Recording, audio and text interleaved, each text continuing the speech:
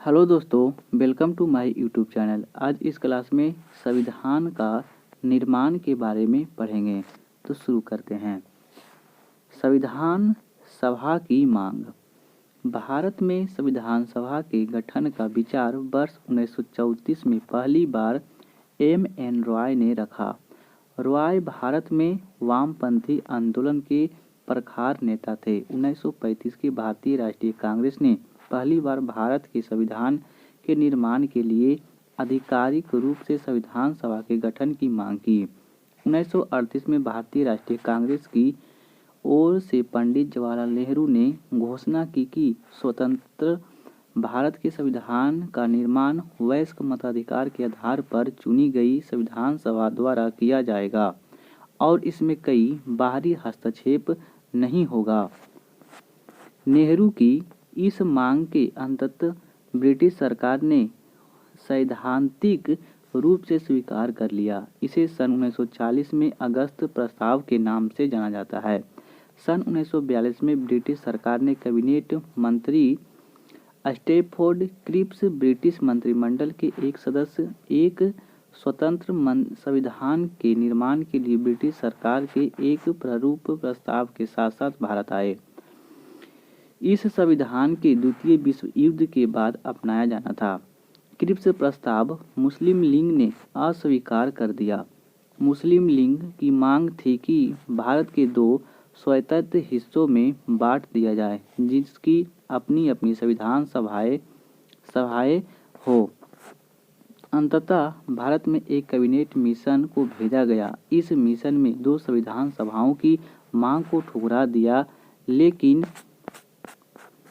लेकिन उसने ऐसे संविधान सभा के निर्माण की योजना सामने रखी जिसने मुस्लिम लीग की काफ़ी हद तक संतुष्ट कर दिया। संविधान सभा का गठन। कैबिनेट मिशन योजना द्वारा सुझाए गए प्रस्तावों के तहत नवंबर 1946 में संविधान सभा का गठन हुआ। योजना की विशेषताएं थी। संविधान सभा की कुल सदस्य की संख्या 389 होनी थी। इनमें से 296 सीटें ब्रिटिश भारत और 93 सीट देसी रियासत को आवंटित की जानी थी। ब्रिटिश भारत को आवंटित की गई 296 सीटों में से 292 सदस्यों का चयन 11 गवर्नर को प्रांतों के और 4 चयन मुख्य आयुक्तों के प्रांतों प्रत्येक में से एक से किया जाना था। हर प्रांत में देसी रियासतों अथवा छोटे राज्य के मामले में राज्यों के समूह को उनकी जनसंख्या के अनुपात में सीटें आवंटित की जानी थी। मोटे तौर पर कहा जाए तो प्रत्येक 10 लाख लोग पर एक सीट आवंटित की जानी थी। प्रत्येक ब्रिटिश प्रांत को आवंटित की गई सीटों का निर्धारण 3 प्रमुख समुदाय के बीच उनकी जनसंख्या के अनुपात में किया जाना था। ये 3 समुदाय मुस्लिम, सिख और समान यानी मुस्लिम सिख को छोड़कर प्रत्येक समुदाय के प्रतिनिधियों का चुनाव प्रांतीय असेंबली में उस समुदाय के सदस्यों द्वारा किया जाना था और एकल संक्रमणीय मत के माध्यम से समानुपातिक प्रतिनिधित्व तरीके से मतदान किया जाना था। देसी रियासतों के प्रतिनिधियों का चयन रियासतों के प्रमुख द्वारा किया जाना था।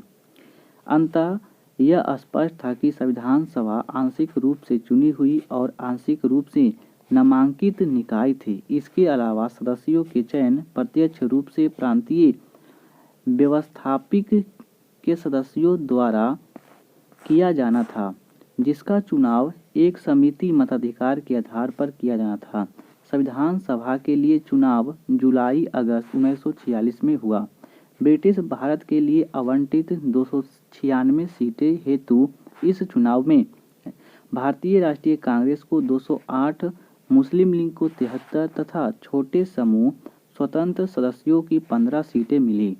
हालांकि देसी रियासतों को आवंटित की गई 93 सीटें भर नहीं पाई, क्योंकि उन्होंने खुद संविधान सभा से अलग रखने का निर्णय लिया।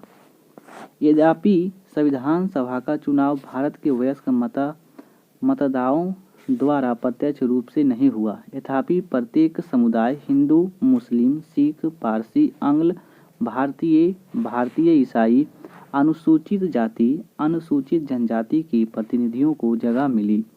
इनमें महिलाएं भी शामिल थीं। महात्मा गांधी के अपवाद को छोड़ दे तो सभा में उस समय भारत की सभी बड़ी हस्तियां शामिल थीं। संविधान सभा की कार्यप्रणाली। संविधान सभा की पहली बैठक 9 दिसंबर 1946 को हुआ। मुस्लिम लीग ने बैठक का बहिष्कार किया और अलग से पाकिस्तान की मांग पर बल दिया। इसीलिए बैठक में केवल 211 सदस्यों ने हिस्सा लिया। फ्रांस की तरह इस सभा के सबसे वरिष्ठ सदस्य डॉक्टर सच्चिदानंद सिन्हा को सभा का अस्थायी अध्यक्ष चुना गया। बाद में डॉक्टर राजेंद्र प्रसाद संविधान सभा के अध्यक्ष निर्वाचित हुए। उसी प्रकार डॉक्टर H.C. मुखर्जी तथा V.T. कृष्णाचारी सभा के उपाध्यक्ष निर्वाचित हुए। दूसरे शब्दों में संविधान सभा को 2 उपाध्यक्ष थे। उद्देश्य प्रस्ताव। 13 दिसंबर 1946 को पंडित नेहरू ने सभा में ऐतिहासिक उद्देश्य प्रस्ताव पेश किया। उसने संवैधानिक संरचना के ढांचे के एक एवं संदर्भ की झलक थी। उसमें कहा गया कि यह संविधान सभा भारत को एक स्वतंत्र संप्रभु गणराज्य घोषित करती है तथा अपने भविष्य के प्रशासन को चलाने के लिए संविधान के निर्माण की घोषणा करती है। ब्रिटिश भारत में शामिल सभी क्षेत्र, भारतीय राज्यों में शामिल सभी क्षेत्र तथा भारत से बाहर के इस प्रकार के सभी क्षेत्र तथा वे अन्य क्षेत्र जो इनमें शामिल होना चाहेंगे, भारतीय संघ हिस्सा होंगे और उक्त वर्णित सभी क्षेत्रों तथा उनकी सीमाओं का निर्धारण संविधान सभा द्वारा किया जाएगा तथा इसके लिए उपरांत नियमों के अनुसार यदि वे चाहेंगे तो उनकी अवशिष्ट शक्तियाँ उनमें निहित रहेंगी। प्रशासन के संचालन के लिए ये सभी शक्तियाँ केवल उनको छोड़कर जो संघ में निहित होंगे इन राज्यों को प्राप्त होगी। संप्रभु स्वतंत्र भारत की सभी शक्तियाँ एवं पदाधिकार इसके अभिन्न अंग तथा सरकार के अंग सभी स्रोत भारत की जनता होगी और भारत के सभी लोग के लिए न्याय, सामाजिक, आर्थिक, राजनीतिक स्वतंत्रता, सुरक्षा, अवसर की समानता, विधि के समझ समानता, विचार, अभिव्यक्ति, विश्वास, भ्रमण, संगठन बनाने आदि की स्वतंत्रता तथा लोक नैतिकता की स्थापना सुनिश्चित की जाएगी। अल्पसंख्यकों, पिछड़े वर्गों तथा जनजातीय क्षेत्रों के लोगों को पर्याप्त सुरक्षा प्रदान की जाएगी। संघ की एकता को अक्षुण्ण बनाए रखा जाएगा तथा इसके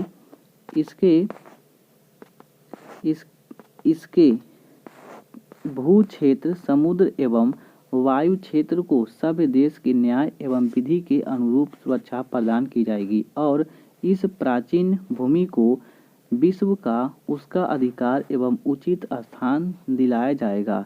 विश्व शांति, मानव कल्याण को बढ़ावा देने के लिए निमित्त और उसके योगदान को सुनिश्चित किया जाएगा। इस प्रस्ताव को 22 जनवरी 1946 को सर्वसम्मति से स्वीकार कर लिया गया।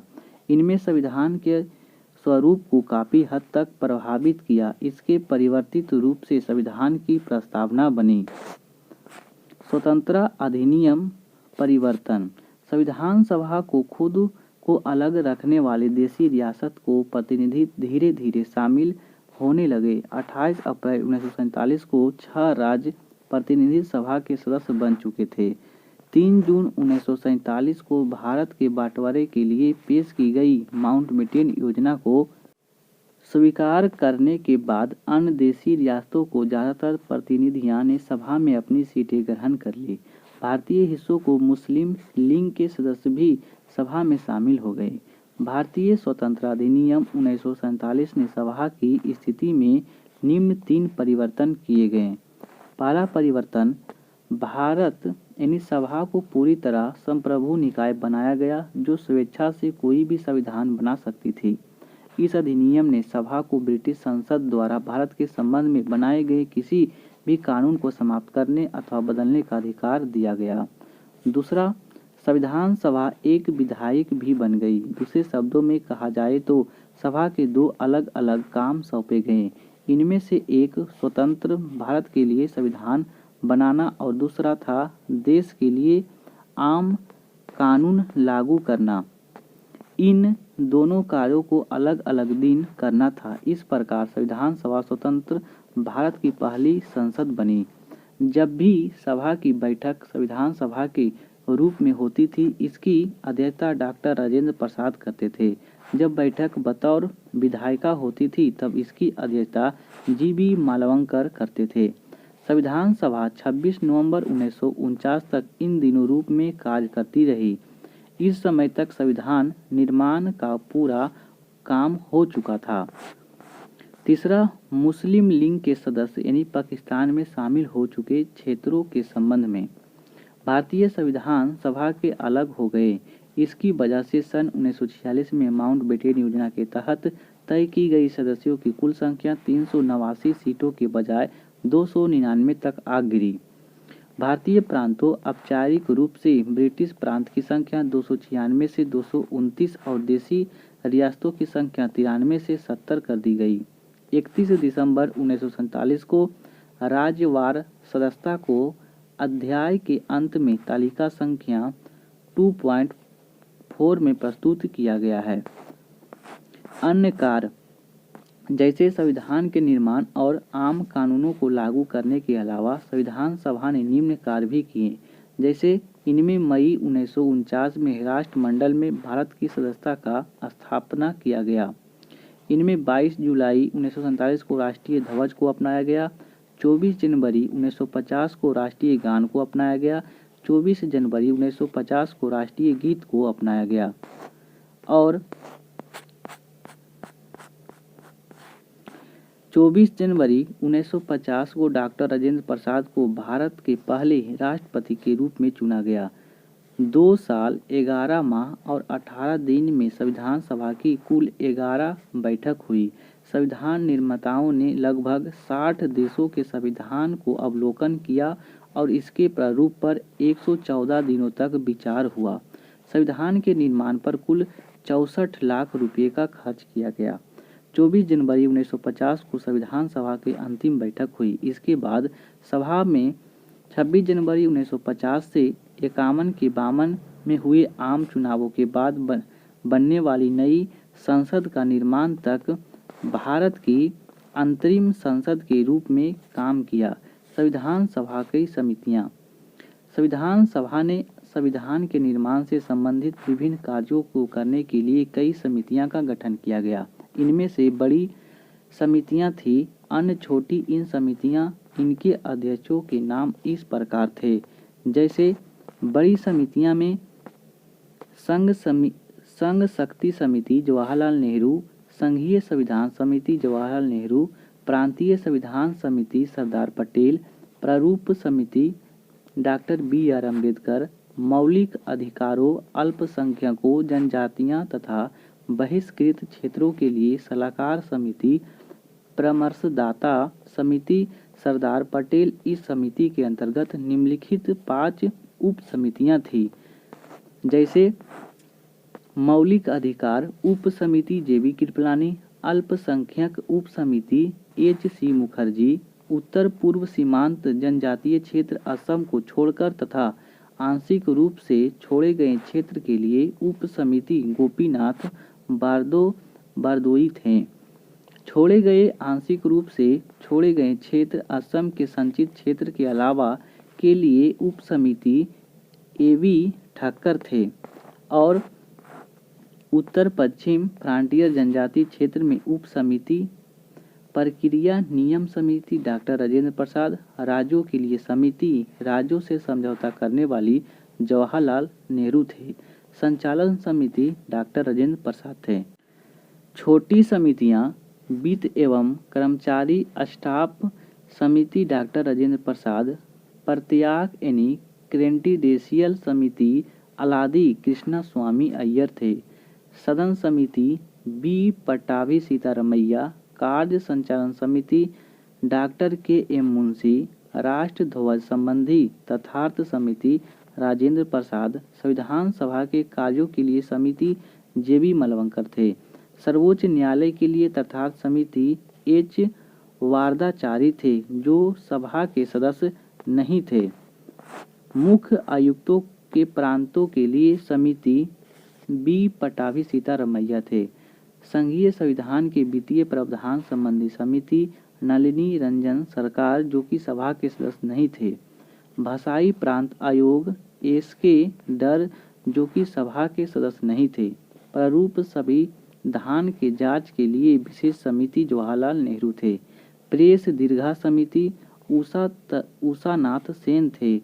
नागरिकता तथार्थ समिति एस. वारदाचारी थे। प्रारूप समिति संविधान सभा की सभी समितियां में सबसे ज़्यादा महत्वपूर्ण थी। प्रारूप समिति, इसका गठन 29 अगस्त 1947 को हुआ। यह वह समिति थी जिसे नए संविधान का प्रारूप तैयार करने की जिम्मेदारी सौंपी गई थी।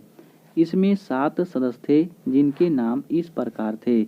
Doctor B R. अम्बेडकर अध्यक्ष थे। N. Gopalaswami Ayyangar, Alladi Krishnaswami Ayyar, doctor M K. Munshi और सैयद मोहम्मद सादुल्ला, एन. माधवा राव। उन्होंने बी.एल. मित्र की जगह ली, जिन्होंने स्वास्थ्य कारणों से त्याग पत्र दे दिया था। टी.टी. कृष्णामाचारी, उन्होंने सन 1948 में डी.पी. खेतान की मृत्यु के बाद उनकी जगह ली थी। विभिन्न समितियों के प्रस्तावों पर विचार करने के बाद प्रारूप समिति ने भारत के संविधान का पहला प्रारूप तैयार किया। इसे फरवरी 1948 में प्रकाशित किया गया। भारत के लोगों को इस प्रारूप पर चर्चा करने और संशोधन का प्रस्ताव देने के लिए 8 माह का समय दिया गया। लोगों की शिकायतों, आलोचनाओं और सुझावों को परिक्षेप के प्रारूप समिति ने दूसरा प्रारूप तैयार किया, जिसे अक्टूबर 1948 में प्रकाशित किया गया और प्रारूप समिति ने अपना प्रारूप तैयार करने के में 6 माह से भी कम समय लिया। इस दौरान उसकी कुल 141 बैठक हुई। संविधान का प्रभाव में आना। बी.आर. अम्बेडकर ने सभा में 4 नवंबर 1948 को संविधान की अंतिम प्रारूप पेश किया। इस बार संविधान पहली बार पढ़ा गया। सभा में इस पर 5 दिन 9 नवंबर से 1949 तक आम सभा में चर्चा हुई। संविधान पर दूसरी बार बैठक 15 नवंबर 1948 से विचार होना शुरू हुआ, जिसमें संविधान पर खंडवार विचार किया गया। यह कार्य 17 अक्टूबर 1949 तक चला। इस अवधि में कम से कम 7,653 संशोधन प्रस्ताव में आए, जिनमें से वास्तव में 2,473 पर ही सभा में चर्चा हुई। संविधान पर तीसरी बार 4 नवंबर 1949 से विचार होना शुरू हुआ। Doctor B R. अम्बेडकर ने the constitution as settled by the assembly be passed प्रस्ताव पेश किया गया। संविधान के प्रारूप पर पेश इस प्रस्ताव को 26 नवंबर 1949 को पारित घोषणा कर दिया गया और इस अध्यक्ष सदस्यों के हस्ताक्षर लिया गया। सभा में कुल 299 सदस्य में से उस दिन केवल 284 सदस्य उपस्थित थे, जिन्होंने संविधान पर हस्ताक्षर किया। संविधान की प्रस्तावना में 26 नवंबर 1949 को उल्लेख उस दिन के रूप से किया गया है जिस दिन भारत के लोग ने सभा में संविधान को अपनाया, लागू किया, स्वयं को संविधान सौंपा। 26 नवंबर 1949 को अपनाए गए संविधान में प्रस्तावना 395 अनुच्छेद और 8 अनुसूचियां थी। प्रस्तावना को पूरे संविधान को लागू करने के बाद लागू किया गया। नए विधि मंत्री बी.आर. अम्बेडकर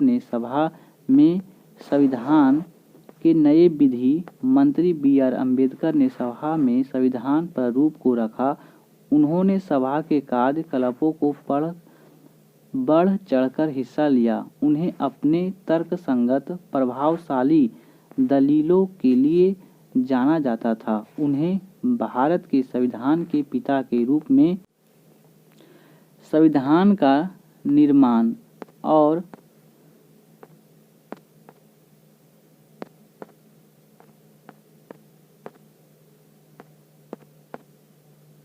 संविधान का निर्माण तालिका भारत के संविधान सभा 1946 में सीटों का आवंटन। ब्रिटिश प्रांतीय 11 में से 292 सीट, देसी रियासत यानी भारतीय राज्य में 93 सीट, मुख्य आयुक्त प्रांत 4 में से 4 सीट, कुल 389 सीट। संविधान सभा के लिए हुई चुनावों को परिणाम जुलाई अगस्त 1946 में आया। दल का नाम और सीटें जीते गए। जैसे कांग्रेस ने 208, मुस्लिम 73, unionist party 1, unionist Muslim party 1, unionist scheduled commerce party 1, कृषक प्रजा party 1, schedule caste federation 1, Sikh non Congress 1, communist party 1, independent यानी स्वतंत्र 8, कुल 296। संविधान सभा 1946 में समुदाय आधारित प्रतिनिधित्व। हिंदू समुदाय और उनकी शक्ति। हिंदू की 163, मुस्लिम 80, अनुसूचित जाति 31, भारतीय ईसाई 6, पिछड़ी जनजातियां 6, सिख 4, एंग्लो इंडियन 3, पारसी 3, कुल 296 सीटें आए में पहचाना जाता है। इस महान लेखक संविधान विशेष अनुसूचित जनजातियां का निर्वाद नेता, भारत के संविधान के प्रमुख शिल्पकार को आधुनिक मनु की संज्ञा दी जाती है। और भारत का प्रस्तावना 26 नवंबर 1949 को नागरिकता चुनाव, तटस्थ संगत, अस्थायी और परिवर्तनशील नियम, छोटे शीर्षक से जुड़े कुछ प्रावधान, अनुच्छेद 5, 6, 7, 8, 9, 60, 324, 366, 367, 379, 380, 388, 391, 392, 393 स्वतंत्र से ही लागू हो गए। संविधान के शेष प्रावधान 26 जनवरी 1950 को लागू हुआ। इस दिन संविधान की शुरुआत दिन के रूप में देखा जाता है और इसे गणतंत्र दिवस के रूप में मनाया जाता है। इस दिन को संविधान की शुरुआत के रूप में इसीलिए चुना गया क्योंकि इसका अपना ऐतिहासिक महत्व है। इसी दिन 1930 में भारतीय राष्ट्रीय कांग्रेस ने लाहौर अधिवेशन 1929 में पारित हुआ था। संकल्प के आधार पर पूर्ण स्वराज दिवस मनाया गया था। संविधान की शुरुआत के साथ ही भारतीय स्वतंत्रता अधिनियम 1947, भारत शासन अधिनियम 1935 को समाप्त कर दिया गया। हालांकि abolition of privy council jurisdiction act 1949 लागू रहा। संविधान सभा का आलोचना। आलोचकों के विभिन्न आधारों पर संविधान सभा की आलोचना की है। ये आधार है, यह प्रतिनिधि निकाय नहीं है। आलोचकों के दलीलों दी है कि संविधान सभा प्रतिनिधि सभा नहीं थी क्योंकि इसके सदस्यों का चुनाव भारत के लोग द्वारा वयस्क मताधिकार के आधार पर नहीं हुआ है। संप्रभुता का अभाव। आलोचकों का कहना है कि संविधान सभा एक संप्रभु निकाय नहीं थी क्योंकि इसका निर्माण ब्रिटिश सरकार के प्रस्तावों के आधार पर हुआ है। यह भी कहा जाता है कि संविधान सभा अपनी बैठक से पहले ब्रिटिश सरकार से इजाज़त लेती थी। समय की बर्बादी। आलोचकों के अनुसार संविधान सभा इसके निर्माण की जरूरत से कहीं ज़्यादा समय ले लिया था। उन्होंने कहा कि अमेरिका के संविधान निर्माताओं ने मात्र 4 माह में अपना काम पूरा कर लिया था। निराजुद्दीन अहमद संविधान सभा के सदस्य ने इसके लिए अपनी अवमानना दर्शाने के लिए प्रारूप समिति हेतु एक नया नाम गढ़ा है। उन्होंने इसे अपवाहन समिति कहा है। कांग्रेस का प्रभुत्व। आलोचकों का आरोप है कि संविधान सभा में कांग्रेसियों का प्रभुत्व तथा ब्रिटेन के संविधान के विशेषज्ञ ग्रेनविल ऑस्टिन ने टिप्पणी की है, संविधान सभा एक दलीय देश का एक दलीय निकाय है। सभा ही कांग्रेस है और कांग्रेस ही भारत। वकीलों और राजनीतिज्ञों का प्रभुत्व। यह भी कहा जाता है कि संविधान सभा के वकीलों और नेताओं को बोलबाला था। उन्होंने कहा कि समाज के अन्य वर्गों को पर्याप्त प्रतिनिधित्व नहीं मिला। उनके अनुसार संविधान के आकार और उसकी जटिल भाषा के पीछे यह मुख्य कारण थे। हिंदुओं का प्रभुत्व। कुछ आलोचकों के अनुसार संविधान सभा में हिंदुओं का वर्चस्व था। लॉर्ड विस्क्राउंट ने इसे हिंदुओं का निकाय कहा है। इसी प्रकार विंस्टन चर्चिल ने टिप्पणी की थी कि संविधान सभा ने भारत के केवल एक बड़े समुदाय का प्रतिनिधित्व किया है। क्रम संख्या, नाम और सदस्यों की संख्या।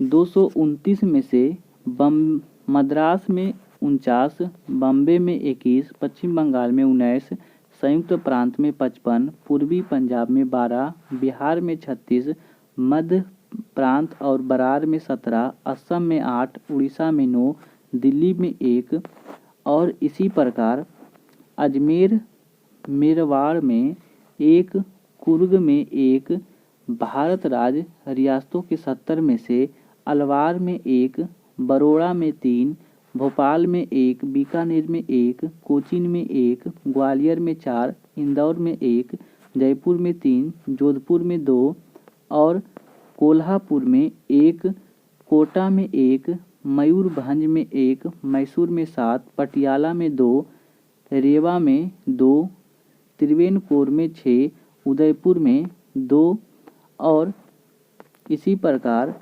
सिक्किम एवं बरार कुर्गा समूह में 1, त्रिपुरा मणिपुर खासी राज समूह में 1, उत्तर प्रदेश में 1, पूर्वी राज समूह में 3, मध्य भारत राज समूह बुंदेलखंड मालवा सहित 3, पश्चिम भारत राज समूह 4, गुजरात राज समूह 2, दक्कन मद्रास राज समूह 2, पंजाब राज 3, पूर्वी राज समूह 1 में 4, पूर्वी राज समूह फर्स्ट में 3, शेष राज समूह में 4, कुल 299।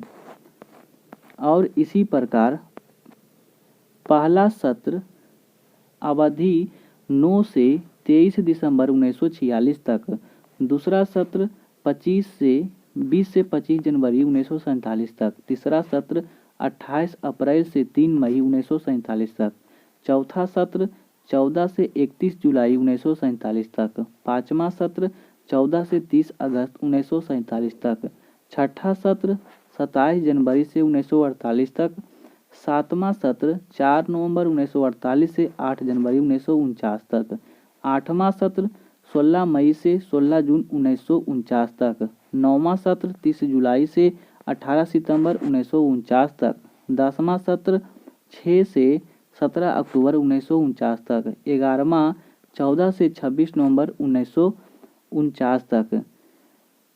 24 जनवरी 1950 को पुनः बैठी जबकि सदस्यों ने भारत के संविधान पर अपने हस्ताक्षर किए। 3 सदस्यीय cabinet mission Lord Pethick Lawrence, sir Stafford Cripps और एबी अलेक्जेंडर 24 मार्च 1946 को भारत पहुंचा। इसने अपनी योजना को 16 मई 1946 को प्रकाशित किया। इनमें शामिल थे मद्रास, बम्बे, संयुक्त प्रांत, बिहार, मध्य प्रांत, उड़ीसा, पंजाब, उत्तर पश्चिमी सीमांत प्रांत, सिंध, बंगाल और असम। इनमें से शामिल थे दिल्ली, अजमेर, मेरवाड़, कुर्ग और ब्रिटिश बलूचिस्तान।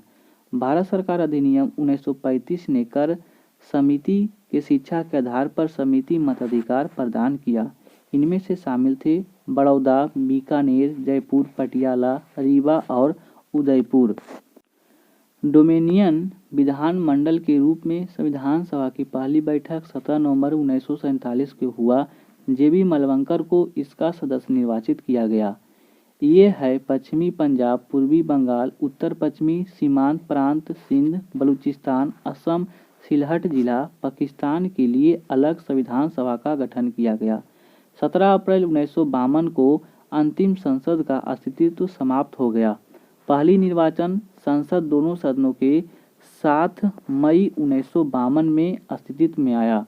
ब्रिटिश सरकार ने 3 जून 1947 को बयान की राजनीतिक परिणाम यह हुआ कि जनमत संग्रह का पालन करके उत्तर पश्चिम सीमा प्रांत को बलूचिस्तान पाकिस्तान राज्य को भूभाग का हिस्सा बन गया। नतीजाजन यह क्षेत्र के जनजातीय इलाके में इसी राज्य के शासन के अंतर्गत आ गए। उत्तर पश्चिमी सीमा प्रांत बलूचिस्तान के जनजातीय क्षेत्रों के लिए उप समिति के लिए इसीलिए भारत के संविधान सभा के तरफ से कार्य करने के लिए नहीं बुलाया गया। B Shiva Rao reframing of India constitution select documents volume 3 पृष्ठ 681 में है। उप समिति के सदस्य थे खान अब्दुल गफ्फार खान, खान अब्दुल और समंद खां, मेहर चंद खान। अध्यक्ष के बारे में जानकारी नहीं मिलती है। Granville Austin the Indian constitution cornerstone of nation Oxford 1966 पृष्ठ 8 में है।